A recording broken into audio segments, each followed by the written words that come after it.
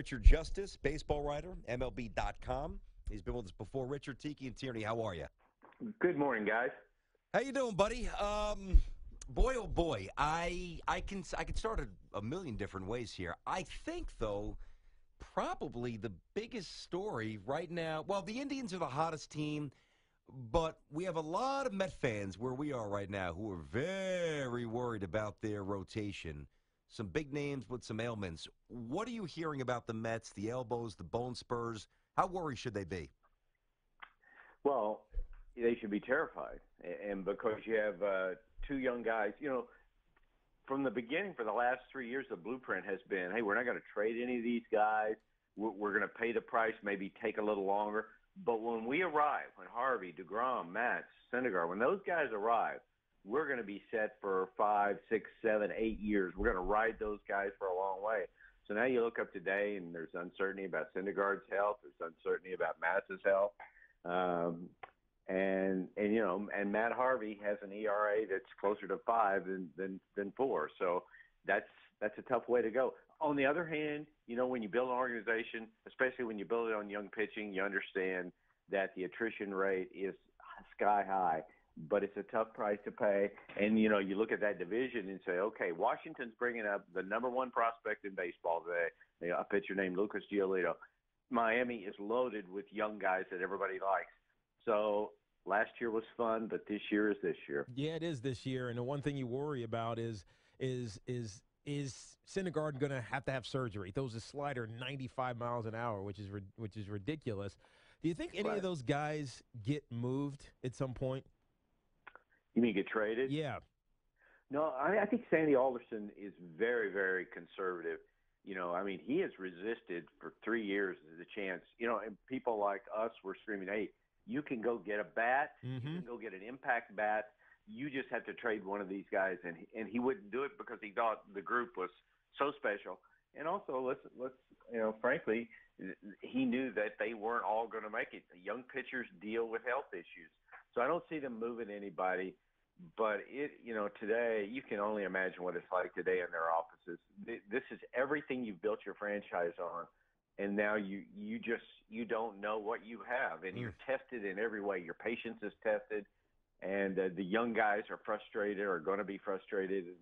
It's just it tells you how hard it is to win and how remarkable it is for what the Giants have done and what the Royals have done, because the road is filled with potholes here, there, and everywhere. You mentioned the Royals, and obviously the world champs are 5 out in the Central. The Indians are just on a ridiculous roll. They've won 10 straight here, and they're humming. It's obviously not a facade. I mean, the Indians are really, really good, and they're not going to sustain. They're going to lose eventually here. But, what is I guess for the fan who's not buying into the Indians yet, is it time that they say, okay, this team is legit? Should they be at that point? I think they probably should be. Yep, and the reason is you look at their starting rotation and you go, they're as good as the Mets.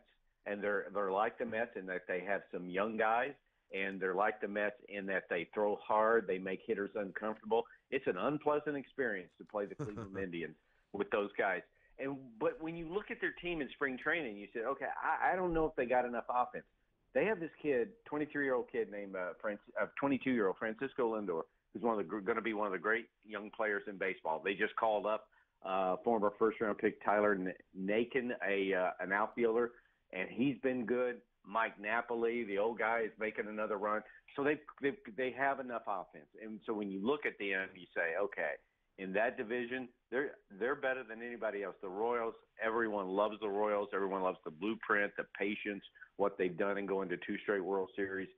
But their rotation has big problems. Mike Moustakas is out for the year. They've lost Alex Gordon for a long period of time. He's back now. It's tough. It's very tough. Cleveland is the best team in that division. And when you get October's different. October's a reset button. Your pitchers have to be fresh and healthy and all that. But when you get to October, you look in the American League, and there's no team more formidable probably than Cleveland right now. We're talking to Richard Justice, MLB.com, breaking it down with us here, Tiki and Tierney, CBS Sports Radio. Richard, the Cubs were the hottest team in baseball to start the season. They've been on a little bit of a slide lately, but Chris Bryant changed all that. Now, we have all of these great young players in Major League Baseball, the Bryce Harpers and Trout, etc. Chris Bryant is quickly establishing himself. He's cut down on his strikeouts. He's hitting the ball flatter. His exit velocity is up. I mean, how good can this kid be? And does he compare to the Harper and the Trouts and the Machados and all those other guys? You know, sometimes the hype is not hype. But 2 years ago in spring training, there's a member of the Cubs organization said to me, seriously, the guy is too good to be true. Too good on the field, too good off the field. We're actually worried. Nobody can be this good. And you know what they have going? Not just that they're winning and not just that they're great. I mean, they're a team really without a weakness. We all thought they'd have to go out and get another starting pitcher. They may try to add a bullpen arm into the category of the rich get richer because they have the prospects to do it. But, you know, they have fun. And it begins with Anthony Rizzo, the first baseman, and Bryant. These guys, you know how, you know, and sometimes – expectations are heaped upon you and you get off to a fast start and you feel the burden of the whole thing. Now, if we don't do it, we'll be considered this or that. And there's the legacy of 100 years of Cub failure and all of that. And these guys don't care. I mean, they're like high school kids. They're just having the time of their life, and it sets a tone for everybody. Joe Madden, obviously, is one of the great managers in the history of the game. But it begins with those two guys, with Brian and Rizzo, who remind us all that it's a pretty cool thing to play Major League Baseball. Is there no doubt? No doubt. Well said. Is there anything diminished in Arrieta's stuff that leads to some crooked stats, or is he just missing placement-wise? Yeah, I think he was so good last year. Slider was one of the great pitches you'd ever seen. He had a huge workload. After one bullpen session this spring, he walked by a group of us and said, okay, good for another 250 innings. I think, you know, well, we could have something unbelievable, really, that's never happened before. We could have pitchers finish first and second in the NL MVP voting. That would be Kershaw and Arrieta in some order. Or Clayton lost his last game, which is a headline. But no, I think I just think there's a couple of things that have gone against him. But when you look at him pitch night after night, it's a joke. It's a long night. Nice, 12-2 on the year. Talking to Richard Justice, a little baseball here, MLB.com. Tiki and Tierney, CBS Sports Radio. Richard, we started talking about the National League New York team. The American League New York team had an interesting game last night, and after 3+ hour rain delay, Joe Girardi got a ton of heat. But you start looking at how it was handled. Could it have been done any different with the rain delay in the ninth inning? Well, yeah, sure it could. But, you know, I watched every bit of it. I even watched till the end. And just because I wanted to see, okay, are they really going to come back and try to get that field ready to play and play this, and what happens then? What'd you do? Hey, what'd you do during the rain delay? I watched the Astros. This guy's a lifer. Gotta love it. Good.